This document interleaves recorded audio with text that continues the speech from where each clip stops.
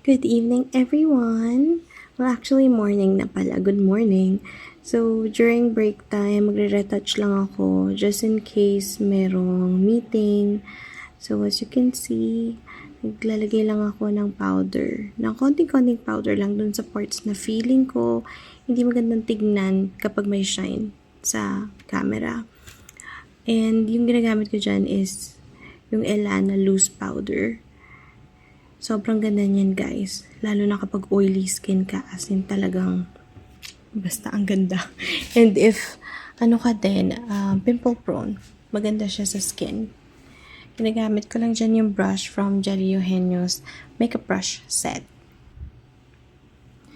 So now, lalagay lang ako ng BLK lip and cheek tint. This is in the shade Golden Hour. Favorite ko rin tong shade na to kasi meron akong dark pigmentation sa outer part ng lips ko. And sa color na to, maganda pa rin siyang tignan kahit medyo dark yung outer part. So, yung after nyan, maglalagay lang ako ng Izzy Hydra Gloss in the shade Cowgirl. Super favorite ko to. Aside dun sa isang shade nila na Macabre.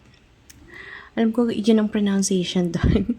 So, limited edition lang kasi yun, pero very similar sila. Pero itong Cowgirl kasi, meron siyang konting shimmer, so mas juicy tignan yung lips.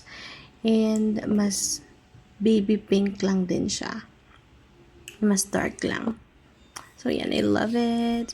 Thank you. Bye-bye. Mama chup chup.